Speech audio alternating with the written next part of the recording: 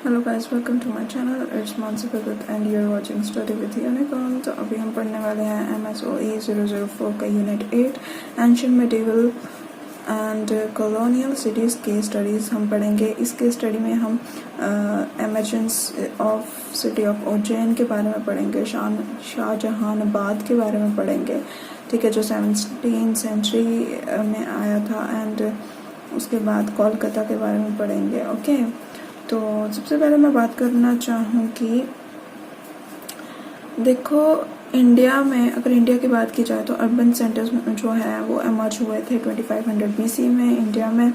और अगर urban centres की बात की जाए तो वो तो पहले से ही थे, ठीक है, हड़प्पा और मोहनजोदारो के टाइम पे, ठीक है, इंडस वैली सिविलाइजेशन के टाइम पे। तो तभी अर्बनाइजेशन तब से थी। और सिक्स सेंचुरी BC में जो था वो उस टाइम को सेकेंड पीरियड ऑफ अर्बनाइजेशन बोला जाता है। उसके बाद अगर एमर्जेंस की बात की जाए उज्जैन की, तो उज्जैन सिटी कौन सी थी? 6th सेंचुरी BC में क्या हुआ था? एमर्जेंस हुआ था, ओरिजिनेट हुई थी उज्जैन सिटी। एंड उसका मेन फोकस जो था वो था किनशिप। एंड किनशिप के बाद मतलब उज्जैन में ये था कि विलेज एरिया था, उसमें थोड़ी सी किनशिप बहुत ज़्यादा वो थी, मतलब बहुत ज़्यादा एग्जिस्ट करती थी। उसके बाद तो फिर सोशल डिफ्रेंसिएशन जो था वो मिनिमम था, मतलब कि रूरल्स वगैरह जो थे, ये मैं कह रही हूँ जो वो अर्बनाइज नहीं हुई थी, ठीक है। तो उस टाइम पे क्या था कि किंग्स और रूरल्स और जो रूल कर रहे थे या रूल सहने वाले, उसमें कोई डिफरेंस नहीं होता था, ठीक है। रिच और पुअर में जो था डिफरेंस नहीं होता था। लेकिन बाद में क्या हुआ, जो है वहाँ पे जो है अर्बन सेंटर्स जो थे वो डेवलप हुए, ठीक है, वो सिटीज़ बन गई। एंड उसके बाद सारे डिफरेंसेस जो थे वो स्टार्ट हो गए। रूरल वाला जो था, मतलब जो रिच क्लास होगी या रूरल क्लास होगी, वो क्या करते थे, वो मैंशंस, बड़े बड़े मैंशंस बना देते थे, बड़े बड़े बंगलोज बना देते थे। और कहीं से भी कोई बड़ा सा स्टोन उठा के ले आते थे। उनको लगता है कि जो स्टोन्स हैं वो जो है उनकी शान शौकत को जो है वो बढ़ावा देंगे, ठीक है। एंड उसके बाद क्या हुआ था कि जो उसके जो उधर काम करने वाले थे, जो वर्किंग क्लास होती थी, तो वो क्या करती थी, वो खाना वगैरह नहीं बनाते थे, वो प्रोडक्शन नहीं करते थे। प्रोडक्शन कौन करते थे? जो एग्रीकल्चर करेंगे, ठीक है। तो जो वर्कर्स थे वो डिपेंड होते थे एग्रीकल्चर पे कि जो एग्रीकल्चर का जो फार्मर है वो उनके लिए खाना प्रोड्यूस करेगा, फिर आगे वर्कर लोग जो है वो खाएंगे और खिलाएंगे भी, ठीक है।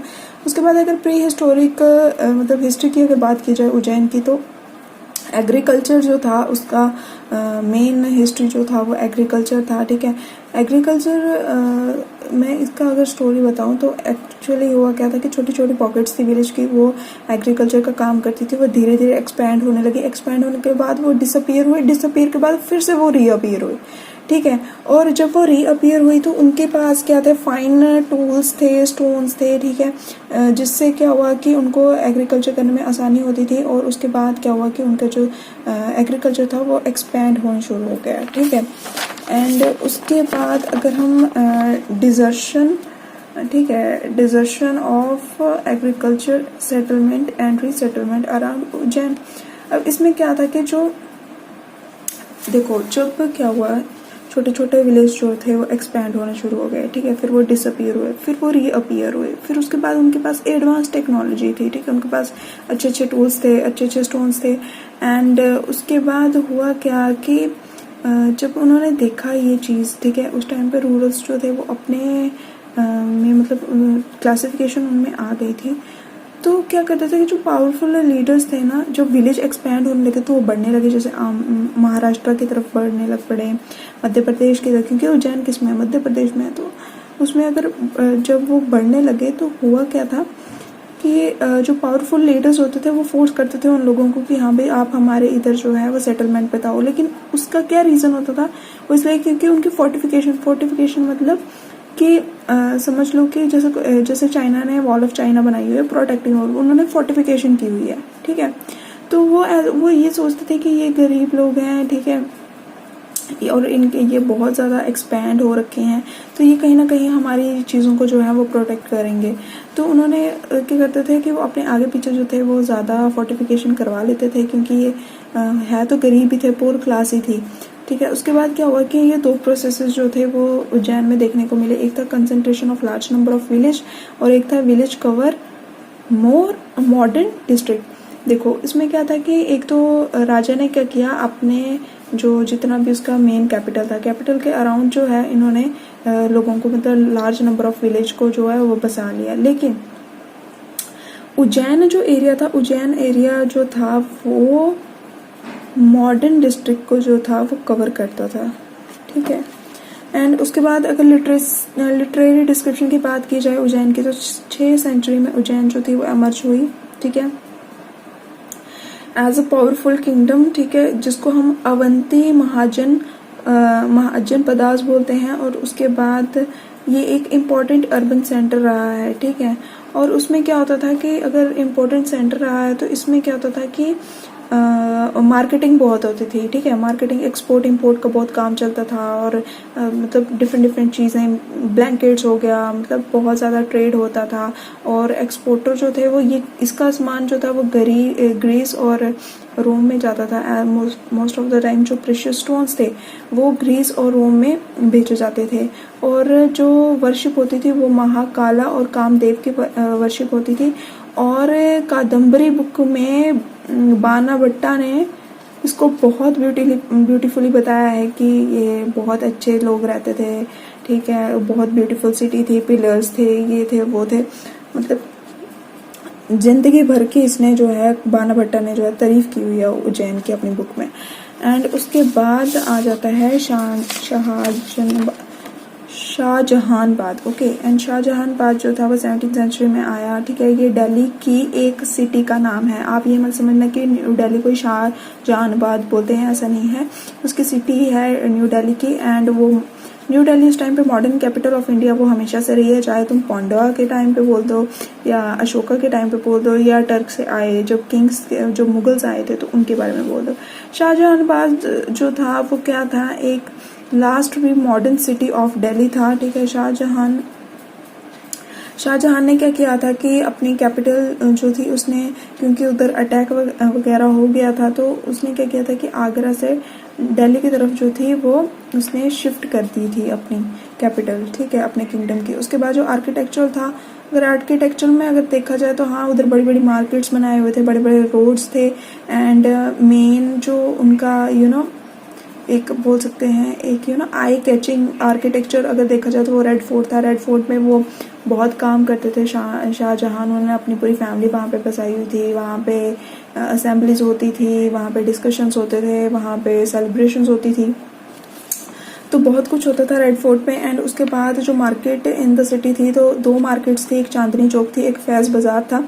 और from the Lahori gate of the red fort, ठीक है, वहाँ से चांदनी चौक था। और फैज़ बाजार जो था वो अकबरबादी गेट से था, ठीक है, वहाँ से इनकी एंट्री होती थी। और उसके बाद क्या था, पैट्रीमोनियल स्टेट सिस्टम जो था वो एग्जिस्ट करता था। इसका क्या मतलब था कि जो प्रिंसेस और नोबेल थे उस टाइम पे, जो उनके मिनिस्टर्स थे, वही जो था वो सिस्टम को जो था वो पूरा होल्ड करते थे इकोनॉमिकली। एंड उसके बाद उनके जो मार्केट्स में डायमंड्स भी बिकते थे और डिफरेंट तरह के कबाब्स बिकते थे। एंड मैंने जैसे ही बोल दिया कि पैट्रीमोनियल ब्यूरोक्रेटिक है, तो वो चाहे जितना वो जितना चाहते थे वो उतना रेवेन्यू जो थे वो कलेक्ट करते थे, ओके। और जो शाहजहानाबाद की अगर बात करूँ तो वो एक ऐसी सिटी थी जो बाकी किसी सिटीज़ पे डिपेंड नहीं थी, ठीक है, ये खुद का रेवेन्यू जनरेट करती है, कई बार 38%, कई बार 40%। एंड उसके बाद एक ना इनक्रेडिबल तरह की जो थी इनकी सेंट्रलाइजेशन थी। सेंट्रलाइजेशन मतलब कि सेंटर कैसे जो है वो सिटी को कंट्रोल करता है, तो ये काफ़ी ज़्यादा डिफरेंट थी बाकी चीज़ों से और काफ़ी यूनिक भी थी।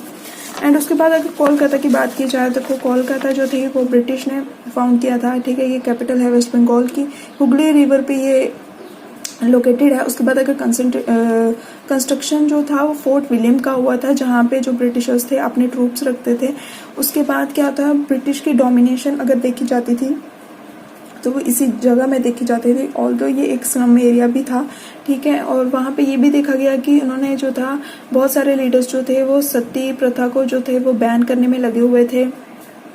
और कोलकाता ही एक ऐसा जगह है जहाँ पे वुमेन एजुकेशन को इंट्रोड्यूस किया गया। और ऑल्दो ये एक कॉलोनियल सिटी भी थी, ठीक है, कॉलोनियाँ यहाँ पे ज़्यादा बनती थी, उसके बाद प्लान ऑफ द सिटी की अगर हम बात की जाए तो देखो वहाँ पे 3 तरह की चीज़ें एग्जिस्ट, तो सिटी को 3 पार्ट्स में डिवाइड किया था, वाइट टाउन, इंटरमीडिएट और बंगाली जोन। ठीक है, वाइट टाउन की अगर बात की जाए तो promote business interest and bargain. ठीक है, उसके बाद मतलब white town is the most important, most posh, most well furnished area था। ठीक है, जो कि प्रमोट करता था बिजनेस और इंटरेस्ट, और यहाँ पे ही बाहर से ब्रिटिशर्स आते थे जो बिजनेस की डील्स करते थे, और यहाँ पे ही बार्गेनिंग होती थी। और देखा जाए तो ये रिच और पावरफुल लोगों का गढ़ था। ठीक है, hub for rich and powerful people. और यहाँ ये हेडक्वार्टर्स, इसके हेडक्वार्टर्स डलहौजी में थे। ठीक है, जहाँ से गवर्नमेंट जो थी वो कंट्रोल करती थी सबको। एंड उसके बाद वाइट टाउन बहुत मतलब कोलकाता का सबसे ब्यूटीफुल एरिया जो अगर देखा जाए तो वो वाइट टाउन एरिया था। एंड उसके बाद अगर इंटरमीडिएट जोन की बात करूँ तो इंटरमीडिएट जोन जो था वो 12 बाजार में लोकेट था। ठीक है, ये एक ट्रेडिशनल मार्केट है। ओके, और यहाँ पे वर्किंग क्लास लोग ज़्यादा रहते थे। ठीक है, और मोस्टली वर्किंग क्लास में कौन से लोग रहते थे, जब कोलकाता की ब्रिटिश आर्मी जो आगे पीछे जो अटैक करते थे उनके राजा वगैरह या उनकी प्रजा वगैरह जो थी वो वहाँ पे आके काम करते थे, तो वो इंटरमीडिएट जोन था। और ये जो था कि ये वाइट टाउन के मार्जिन एरिया में ये जोन आता था। ठीक है, उसके बाद अगर बंगाली जोन की बात की जाए तो 55% ऑफ द पॉपुलेशन जो थी वो इसमें बंगाली थी। एंड ये काफ़ी बिजनेस सोसाइटी थी। ये पहले इनका ये काम होता था कि इनका मतलब ये छोटा मोटा बिजनेस करते थे और वहीं से इनका दाना पानी चल रहा था। लेकिन बाद में जो था एक इनकी जो एक कास्ट थी भद्रा लोग ग्रुप। ठीक है, भद्रा लोग जो थे वो एक कम बैक किया उन्होंने एज अ बिजनेस सोसाइटी, और उन्होंने यही नहीं उन्होंने पूरा बिजनेस भी कंट्रोल किया और वेस्टर्न एजुकेशन के लिए वो बाहर पढ़े भी। उन्होंने डॉक्टर्स बने, इंजीनियर्स बने, टीचर्स बने, सब कुछ बने वो। एंड भद्रा लोग जो थी वो अच्छा सारा कुछ इन्होंने इनसे ब्रिटिश वालों के साथ बिजनेस भी किया। अच्छा, इनसे इन्होंने पैसा भी कमाया। उसके बाद इनकी एजुकेशन भी ली। उसके बाद वहाँ से पढ़ के आके तो ये ब्रिटिशर्स के अगेंस्ट भी हो गए। ठीक है, तो ये रहा तुम्हारा चैप्टर यूनिट 8। ठीक है, थैंक्स फॉर वॉचिंग।